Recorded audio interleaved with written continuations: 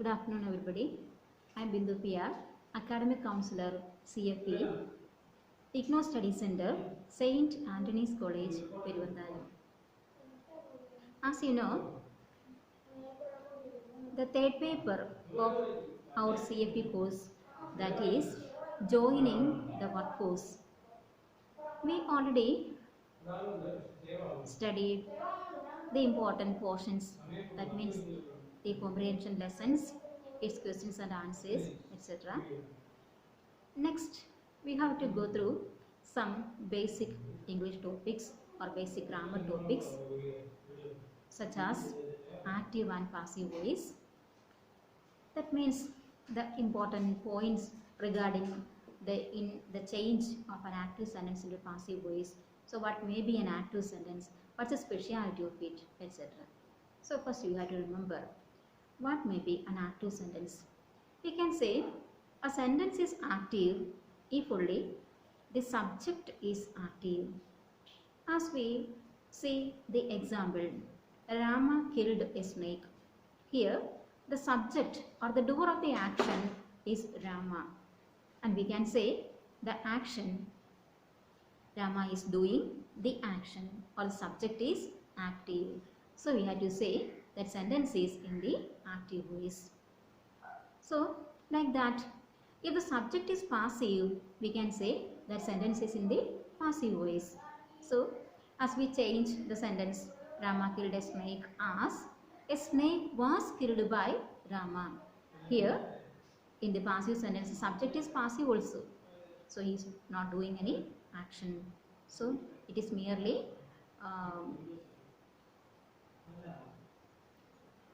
expecting the action of the subject, or he is merely passive. So we can say that sentence is in the passive voice. So we can say a transitive verb can only be changed into passive voice. So if a sentence is having a transitive verb, we can change that sentence into passive voice. So what may be a transitive verb? Transitive verb means a verb having an object. So here Rama killed a snake. Killed is the verb, and we can ask the question what? Killed what to the verb? And we can say the answer a snake. So we can say the verb killed, that is transitive. So remember, we can change only an active sentence having a transitive verb into passive voice. Anyway, we have to remember the sentence is active if the subject is active, and a sentence is passive if the subject is passive. So that's about the basic thing.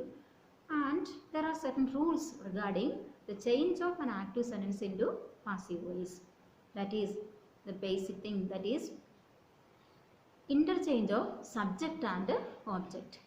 We change the subject of the active voice into the object of the passive voice, and the object of the active voice into the subject of the passive voice. That is the interchange of subject and object. As with the example, Rama killed a snake. Here Rama is a subject and a snake is the object in the active sentence. As we change into passive, here a snake, that means that becomes the subject of the passive sentence. A snake was killed by Rama. So Rama, the subject of the active sentence, becomes the object of the passive sentence. That is the first point you have to remember about the rule. Then the second, that is if there are two objects, we have to use the indirect object or the personal object as subject of the passive sentence. That means we can find out the indirect object. So in order to find out the indirect object, we have to ask the question to whom or for whom to the verb. So as the example, the teacher gave me a beautiful present. Here we can say the teacher is a subject, gave is the verb, me, that is the indirect object, and a beautiful present is the direct object.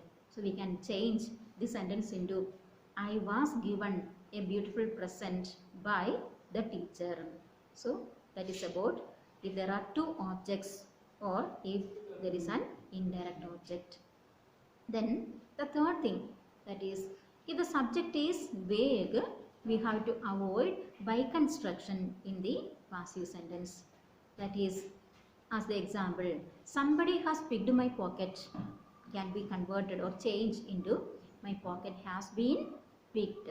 So in the active sentence, subject is somebody and we can avoid this subject in the passive sentence. So we can say my pocket has been picked. Then next, about the imperative sentences. So we can change the imperative sentences into passive voice according to the following rule. That means as the pattern, let plus subject plus be plus past participle form of the verb. As with the example, open the door, we can change it into let the door be opened.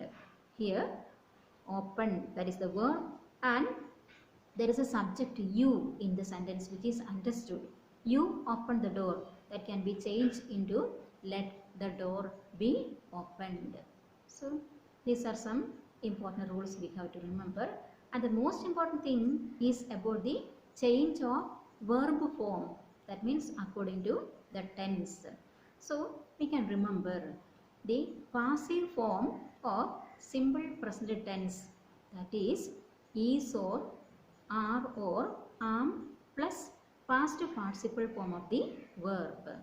The passive form of simple present, that is or, are or, am plus past participle form of the verb.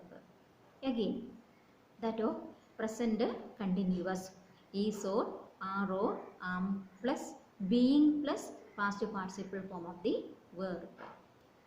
Is or, are or, am plus being plus past participle form of the verb. That of present perfect, has or, have plus been plus past participle form of the verb. So for present perfect continuous tense, there is no passive form. For simple past, passive form is was or were plus past participle form of the verb. Again, past continuous, was or were plus being plus past participle form of the verb. Then for past perfect, had plus been plus past participle form of the verb. So there is no passive form for past perfect continuous. The next, that is simple future, shall or will plus be plus past participle form, that is the passive form of simple future. And for future continuous also there is no passive form.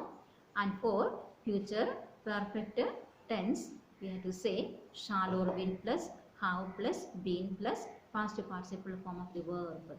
Again, for future perfect continuous tense, there is no passive form. So it is important to remember about the change of the verb. That means the passive form of the verb when we convert or change an active sentence into passive voice. So these are the important things we have to remember regarding the change of an active sentence into passive voice. So I think